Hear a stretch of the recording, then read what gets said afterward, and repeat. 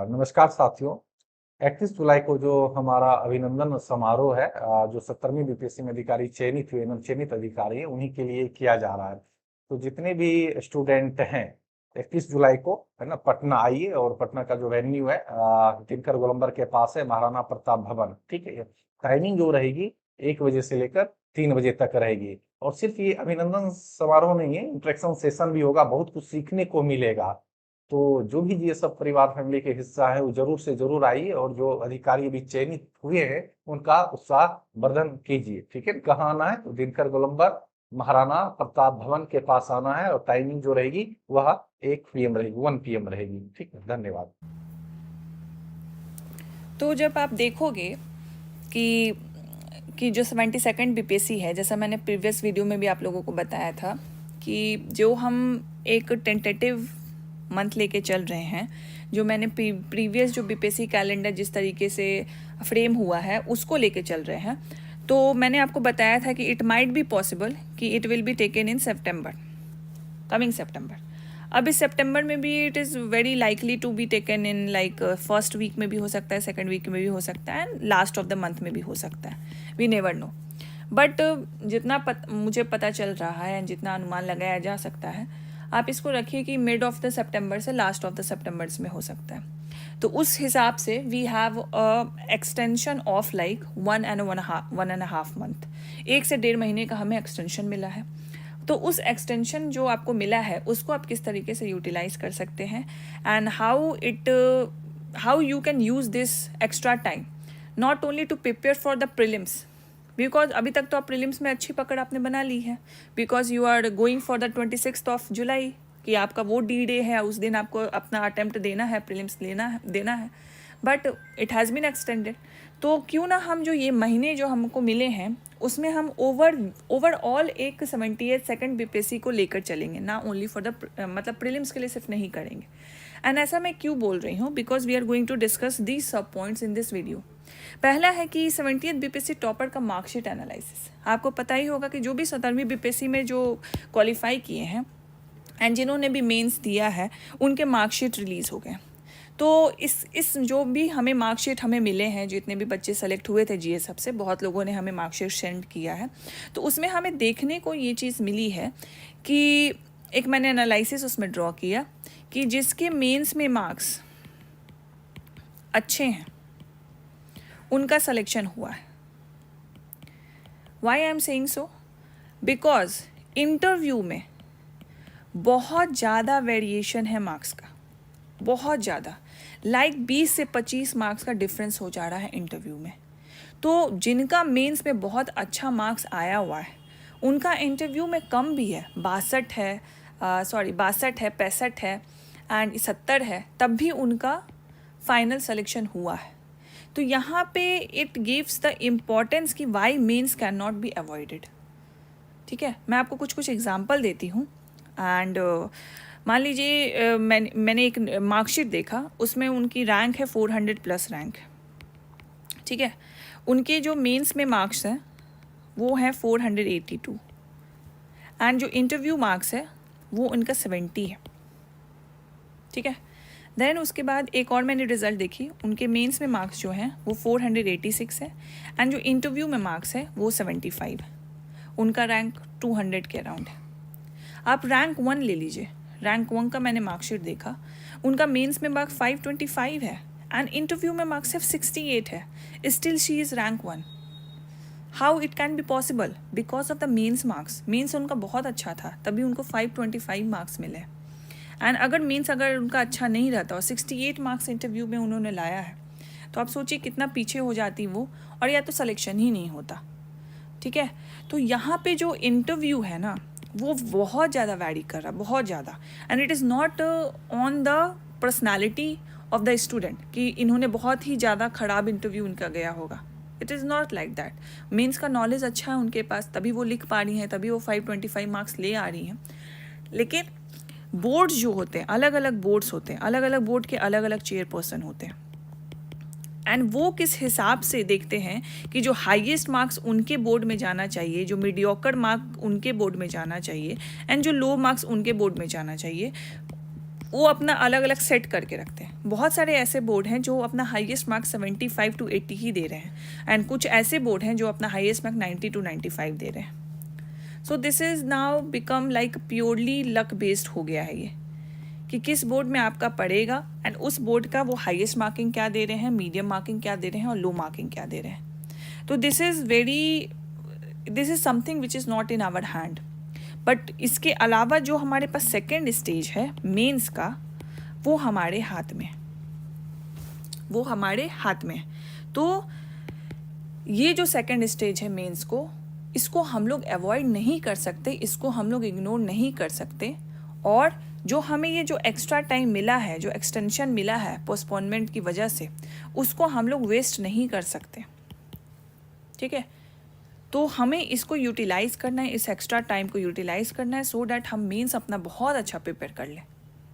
Because अगर mains में आप अच्छा मार्क्स ले आते हो, you will surely in the list, surely in the list. अगर बहुत टॉप नॉच कंटेंट लिख के आते हो, बहुत अच्छी आंसर राइटिंग करके आते हो, 500+ तो आप मेंस में ही ले आओगे।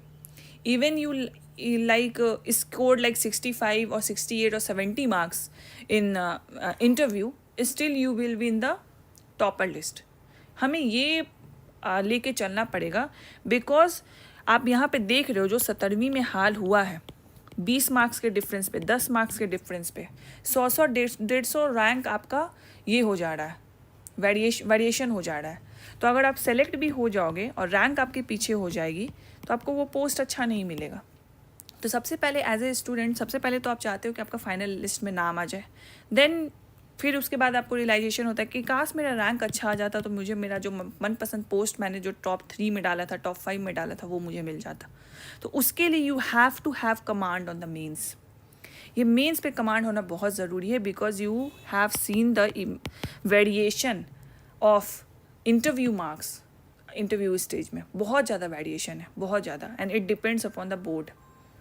ठीक है, and every chairperson has the highest, medium and the lowest marks for themself, कि वो किस तरीके से मार्किंग करेंगे। बहुत सारे ऐसे स्टूडेंट हैं बिकॉज जिनका हमने इंटरव्यू लिया था, we considered them as a excellent candidate, because the communication was very good, the content was very good, the presentation style is also very nice, the articulation skills that is presented by the personality that we are taking interview of is also very nice. Then still he got like 75, 70 marks, 62 marks. How it can be possible? इतना तो कुछ ज़्यादा blunder नहीं करेंगे वहाँ पे जाके, या बदतमीज़ी तो नहीं किया होगा उन्हें, because we have seen the trend. It is not like कि एक बच्चे को ऐसा मार्क्स आया है, बहुत बच्चों को ऐसा मार्क्स आया है जो उस बोर्ड में गए हैं, लेकिन कोई दूसरे बोर्ड में कई चले गए हैं जो बहुत ही मीडियोकर ही स्टूडेंट थे, उनका इंटरव्यू हमने लिया। वी हैवंट एक्सपेक्टेड कि उनको इतना अच्छा मार्क्स आ जाएगा। 85+ मार्क्स आया है, 92 मार्क्स आया है, उनको वो मार्क्स आ गया है, and they have been in the top 100। तो ऐसा भी हो सकता है, ठीक है। लेकिन एक ही चीज़ जो आपको है, जो आपको फाइनल लिस्ट में बरकरार रख सकती है, वो है आपका मेंस का मार्क्स। अगर मेंस में आप अच्छा स्कोर कर लेते हो, then you will surely in the list of the BPSC CSE examination. तो हमें उस पर फोकस करना है। तो आपका क्या प्लान होना चाहिए? योर ओनली प्लान, ये आपका जो प्लान होगा, जो एक्सटेंडेड टाइम आपको मिला है, this should be the balance approach. The balance approach means the pre and mains include both. ठीक है, सो ये बैलेंस अप्रोच को फॉलो कीजिए। सिर्फ प्रीलिम्स वाला जो अप्रोच है उसको मत फॉलो कीजिए, and don't be the part of the crowd. Crowd मत बनिए आप लोग। आपको ये बैलेंस अप्रोच फॉलो करना पड़ेगा, that you have to take pre and the mains along. ठीक है, so what you can do, अभी जो आपको 1-1.5 महीना मिला है, लाइक पूरा अगस्त है आपके पास एंड हाफ ऑफ सितंबर है आपके पास। मैं आपको सितंबर तक का ही टाइम दे रही हूँ, मे बी इसके बाद भी एक्सटेंड हो जाए। बीपीएससी की तरफ से कोई नोटिफिकेशन नहीं है, means it is then extension ना, कि उनकी तरफ से कुछ बताया ही नहीं जा रहा कब एग्ज़ाम होगा, तो ये एक्सटेंशन ही है। तो हम 1.5 महीना लेके चल रहे हैं। 1.5 महीना में आपका क्या प्लान होना चाहिए? तो मान लीजिए ये जो मैंने 1.5 महीना लिए रखा है, इसमें पहला है कि बीपीएससी की तरफ से नोटिफिकेशन आ गया कि आपका एग्ज़ाम होने वाला है। एक आया कि बीपीएससी की तरफ से नोटिफिकेशन नहीं आया कि आपका एग्ज़ाम होने वाला है या नहीं होने वाला है, कब होने वाला नहीं पता है। तो अगर नोटिफिकेशन आ गया कि एग्ज़ाम होने वाला है, तो जैसे ही नोटिफिकेशन आता है, उससे आप देख लीजिए कि जो अब नोटिफिकेशन आया है उसके कितने दिनों बाद एग्ज़ाम होने वाला है। ठीक है। अगर वो नोटिफिकेशन मान लीजिए डी को नोटिफिकेशन आता है और इसके 15 दिन बाद एग्ज़ाम होने वाला होता है, देन उसके बाद आप प्योरली प्रीलिम्स पे फोकस करेंगे। अगर डी नोटिफिकेशन जिस दिन आता है और उसके 30 दिन बाद एग्ज़ाम होने वाला है तो आप प्री और मेंस पे फोकस करके चलते रहेंगे। अगर नोटिफिकेशन आ गया है और इसके 60 दिन बाद एग्ज़ाम, 2 महीने बाद एग्ज़ाम आता है कि हाँ 2 महीने बाद आपका होगा, तब भी आप प्री और मेंस को लेके चलेंगे।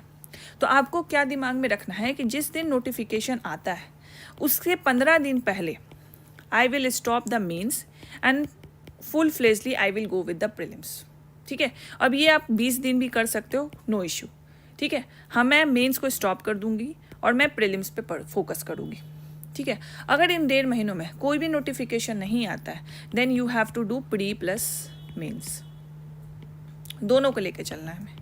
हम प्री भी नहीं छोड़ सकते, हम मेंस भी नहीं छोड़ सकते, बिकॉज हमारे पास कोई सर्टेन डेट नहीं है। This is clear.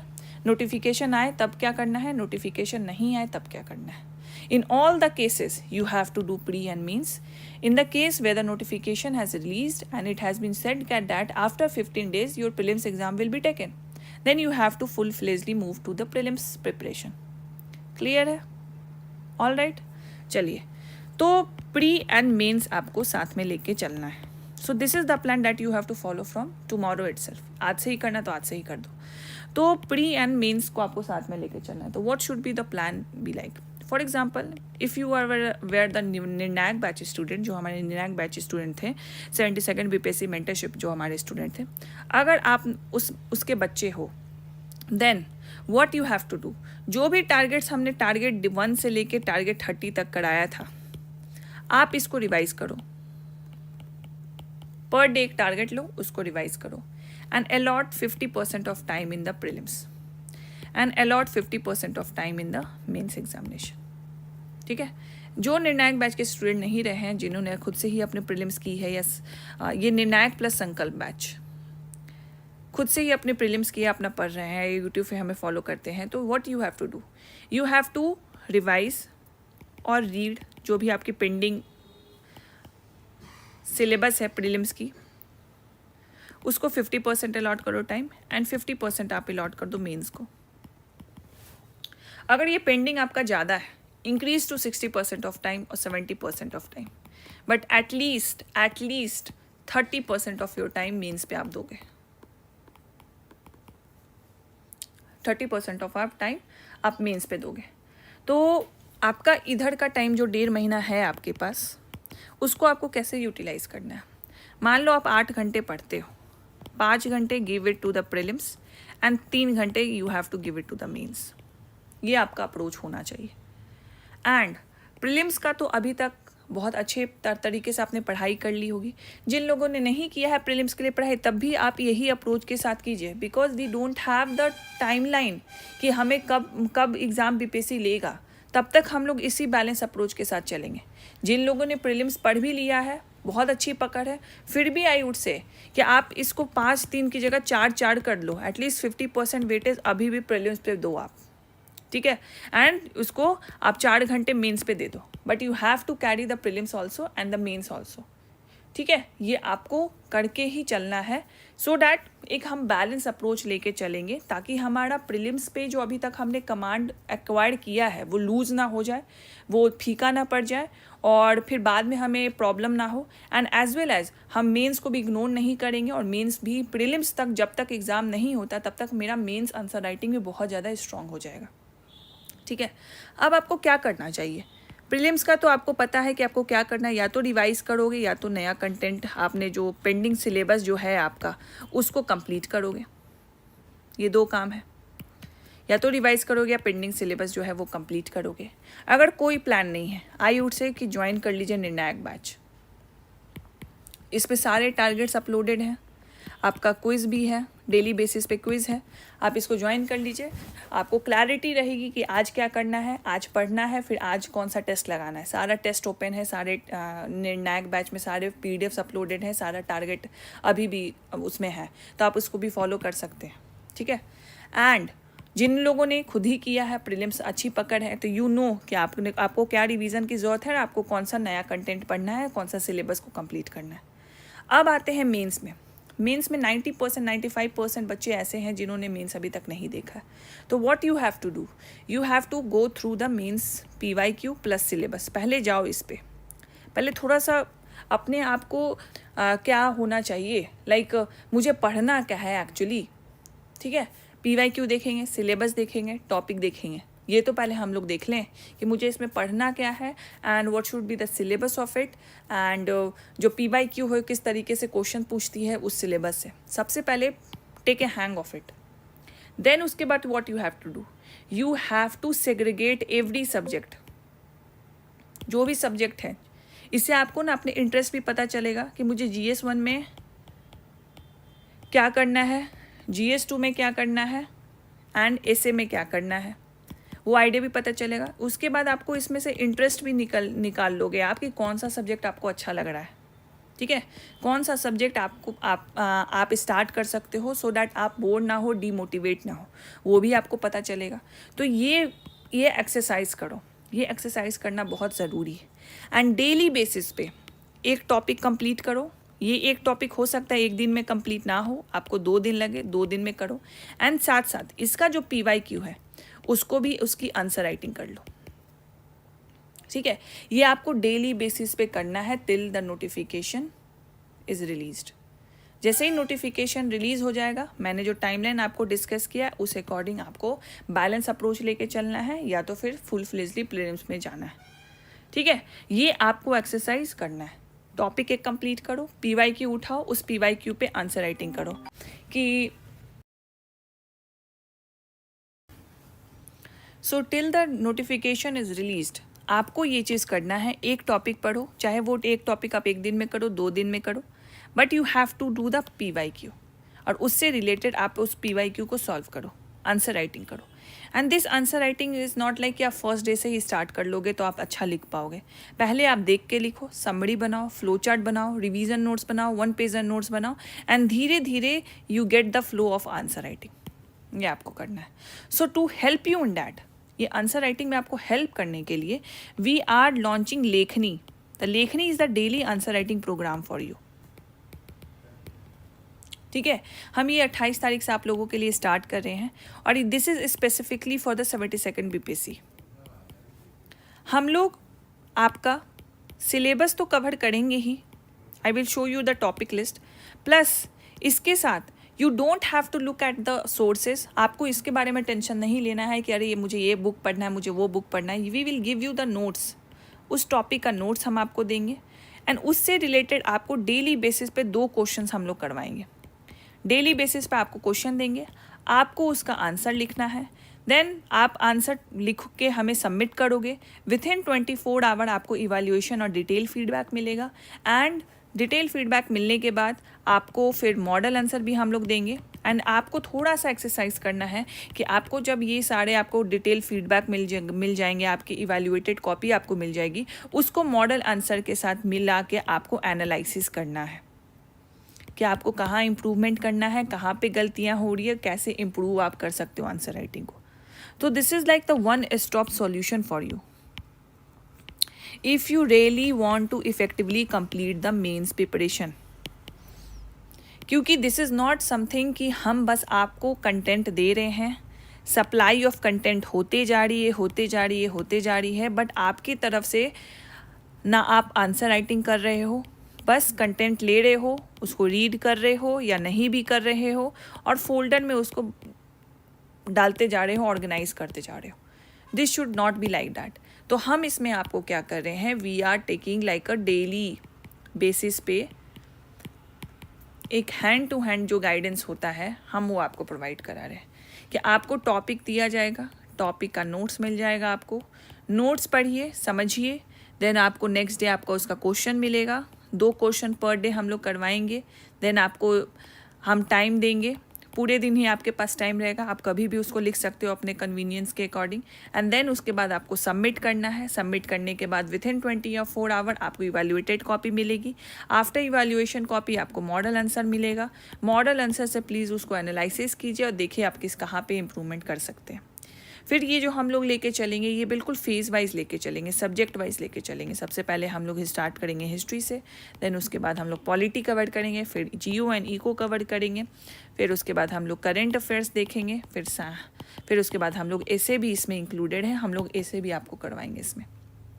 ठीक है, तो अगर आपको लग रहा है कि आपको ये जो टाइम आपको एक्स्ट्रा मिला है उसमें बैलेंस अप्रोच आपको लेके चलना चाहिए, बिकॉज अगर अल्टीमेटली आपको रिजल्ट चाहिए then you can not only focus on the prelims, क्योंकि आपने देखा है कि mains is the only game that can fix your seat in the result itself. कि अगर मेंस में अच्छा लाए हो, इवन इंटरव्यू में फ्लक्चुएशन होता है, not because of you only. Board का जो आपने देखा है कि कितना हाईएस्ट मार्क्स और लोएस्ट मार्क्स डिसाइड रहता है, उस हिसाब से भी आपका वेरिएशन आता है। Still you will be in the list and you will have one post जिसके लिए आप तैयारी कर रहे हो। तो हमेशा उस पर्सपेक्टिव से लेके चलिए। तो let me show you the topic list that we are going to cover in this Lekhni batch. This is the daily answer writing plan, जिसको हम लोग बोलते हैं लेखनी बैच, एंड ये हम लोग का 72nd बीपीएससी के लिए है। So this is the topic that we are going to cover.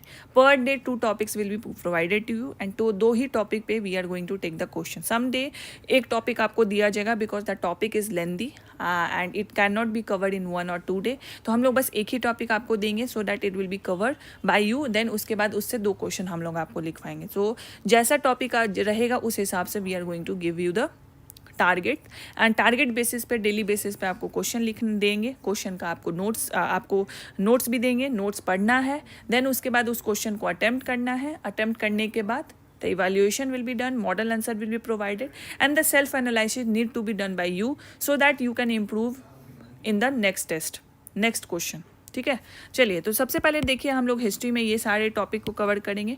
And when you look at the syllabus, जैसे मैंने आपको बोला ना कि आपको सिलेबस एक बार देख लेना है, तो प्लीज़ एक बार सिलेबस देख लीजिए और फिर उसके बाद बताइए कि सिलेबस पूरा कवर हो रहा है कि नहीं हो रहा आपका। Coming to the polity that we are going to cover for you, these are all the topics. Then coming to the geo eco part that we are going to cover, और हमने इसमें 2 पार्ट किया क्योंकि जियो eco का जो syllabus है, जो topic है, वो काफ़ी लेंदी है। So it should be done in the 2 parts. तो हमने इसको डिवाइड कर लिया कि आपको 2 दिन दिया जाएगा, एंड उससे related we are going to cover the syllabus. We are going to cover the international जो करंट अफेयर्स होते हैं, इंटरनेशनल रिलेशंस के जो करंट अफेयर्स होते हैं, we are going to cover in that also. And the ऐसे we are going to cover the static part, the philosophical part, the Bihar EDM parts for you. तो इसका notes तो मिलेगा ही साथ साथ, plus you are have to do a daily answer writing with us. And ये daily answer writing करने के बाद you have to submit your copy, and post evaluation we will provide the model answer and you have to do the analysis yourself. ठीक है, सो ये जो programme है ये ऑनलाइन मोड में तो है, ऑफलाइन मोड में भी है। ऑफलाइन मोड में आपको वहाँ पे लाइव आंसर राइटिंग करनी होगी। आपको एक दिन पहले नोट्स मिल जाएगा, टॉपिक मिल जाएगा, लाइव आंसर राइटिंग कीजिए। आपको टाइम दिया जाएगा उस आंसर राइटिंग के करने के लिए। आंसर राइटिंग जब आप कर लेते हो तो आपकी कॉपी सबमिशन हो जाएगी, एंड देन उसके बाद आपका एक सेशन होगा, अप्रोच सेशन, कि वो जो आपने आंसर लिखा है, वो जो क्वेश्चन है, उस पर किस तरीके का आपका आंसर होना चाहिए। तो उसका एक लेक्चर होगा, and the mentor will be taking this lecture. And फिर उसके बाद आप लाइव डिस्कशन कर सकते हो कि क्या क्या अप्रोच हो सकता है। आप 1-to-1 डाउट पूछ सकते हो। तो ये जो ऑफलाइन है, ये क्लासेस आपकी जीएस हब में होगी, जो कि राजेंद्र नगर में है। तो जो लोग भी ऑफलाइन आना चाहते हैं, ऑफलाइन भी ज्वाइन कर सकते हैं। एंड ऑनलाइन हमारी जो है वो 28 जुलाई से स्टार्ट होने वाली है। So if you really want to complete your main syllabus before the prelims, and not like कि सिलेबस बस कंप्लीट कर लिया, पढ़ के कंप्लीट कर लिया, या फोल्डर में नोट्स को ऑर्गेनाइज करके कंप्लीट कर लिया। No, when you want to complete the syllabus of the mains along with the mains answer writing, उसको मेंस का सिलेबस कंप्लीशन बोलते हैं। नॉट लाइक कि बस कंटेंट रीड कर लिया, सिलेबस रीड कर लिया, ऑर्गेनाइज करके रख दिया, उसको कंप्लीशन बोलेंगे। मेंस आंसर राइटिंग के साथ अगर आप कंप्लीट करना चाहते हो बिफोर द प्रीलिम्स, तो come and join this Lekhni batch. Just you have to be sincere रहना है, डेली इसको फॉलो करना है, एंड डेली बेसिस पे आपको आंसर लिखना है। दिक्कत तो यहाँ क्या होती है कि प्रीलिम्स क्वालिफाई करने के बाद जब मेंस के लिए भी प्रिपरेशन लोग करते हैं, क्वालिफाई करने के बाद भी, तब भी एक आंसर राइटिंग नहीं करेंगे। और यहाँ पे तो आप डेली बेसिस पे 2 करोगे बिफोर द प्रीलिम्स इटसेल्फ।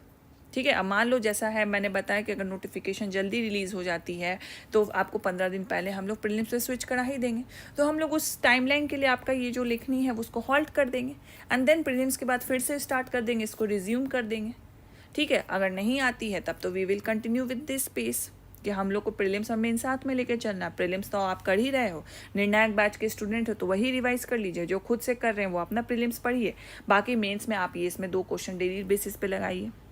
तो वो जो हेजिटेशन है आंसर राइटिंग का, वो जो इम्प्रूवमेंट करना होता है कि किस तरीके से आपका इंट्रो होना चाहिए, किस तरीके से आपकी बॉडी होनी चाहिए, बॉडी में अगर जो डिमांड्स क्वेश्चन ने पूछ रखा है तो वो आप क्या मीट कर रहे हो कि नहीं कर रहे हो। मेरे पास शॉर्ट आंसर टाइप क्वेश्चन है और उसमें ही भी 2-3 पार्ट पूछ रखे हैं, तो ये 2-3 पार्ट को मुझे 2 पेजेस में कैसे इसको डालना है और इसको कितना इफेक्टिव हम लोग कर सकते हैं, this will be a gonna C.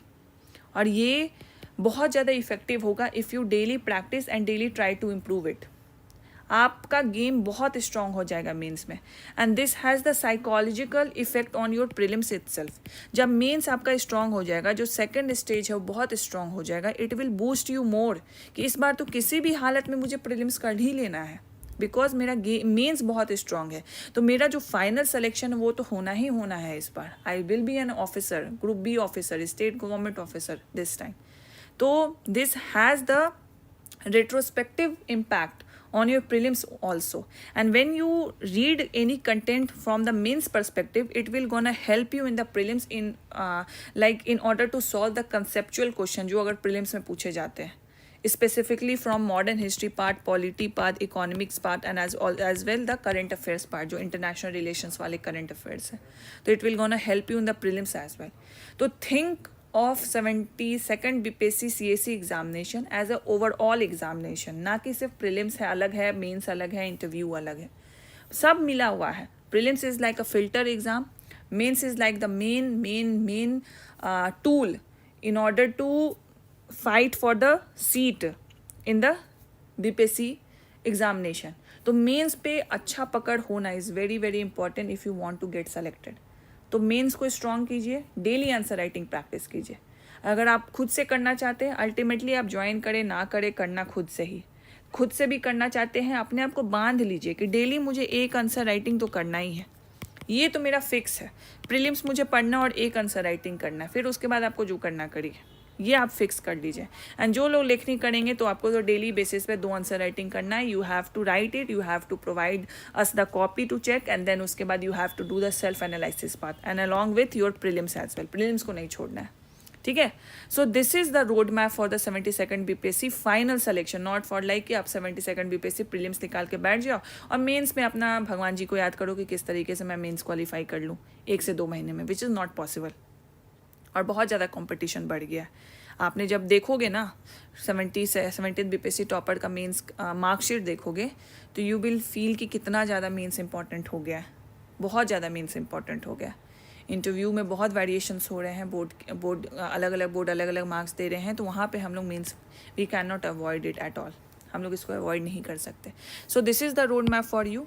Take a balance approach, do the prelims as well as mains for the 72nd BPSC and mains का डेली 1 एटलीस्ट आंसर राइटिंग कर लीजिए आप। एंड जो लोग भी लेखनी ज्वाइन करना चाहते हैं उसका लिंक आपको डिस्क्रिप्शन में मिल जाएगा, कमेंट में भी मिल जाएगा। And if you have any further doubt you can contact the team 8287417384। कुछ डाउट है तो उससे पूछ लीजिए, we are starting very soon. तो अगर आपको ज्वाइन करना है you can go for it because once you join it आपका मेंस का गेम बहुत ज़्यादा स्ट्रांग हो जाएगा and you start day dreaming कि आप बीपीएससी ऑफिसर बन गए, स्टेट गवर्नमेंट ऑफिसर बन गए, ग्रुप बी ऑफिसर बन गए। बिकॉज जो मेंस का जो एनालिटिकल थिंकिंग आप में डेवलप होगा, जो आंसर राइटिंग टेंडेंसी डेवलप होगी, जो आर्टिकुलेशन का स्किल डेवलप होगा विच इज़ अनमैचेबल, क्योंकि आप डेली बेसिस पे प्रैक्टिस कर रहे हो। मॉडल आंसर आपने देखा है जीएस हब का, it is one of the best in the market. पूरा डेटा, पूरा report, everything will be there in the notes और in the model answer. And the evaluation is not like कि बस good very good दे दिया हमने, you will be provided a detail evaluation कि introduction छोटा क्यों है, बड़ा क्यों नहीं है, बॉडी में ऐसे कर सकते थे, मैप डाल सकते थे, फ्लोचार्ट डाल सकते थे, ये पॉइंटर्स इंपॉर्टेंट नहीं है, रेलिवेंट नहीं है, ये पॉइंटर इंपॉर्टेंट है, तो वो कर सकते थे। तो यू हैव टू थिंक कि you are preparing for the final examination, not for like a single stage. ये दिमाग में डालो अभी से, बिकॉज जो मैनिफेस्ट करते हो वो रियलिटी में कन्वर्ट होगा, आज ना कल होगा, लेकिन वो मैनिफेस्टेशन लाना ही बहुत ज़्यादा इंपॉर्टेंट है।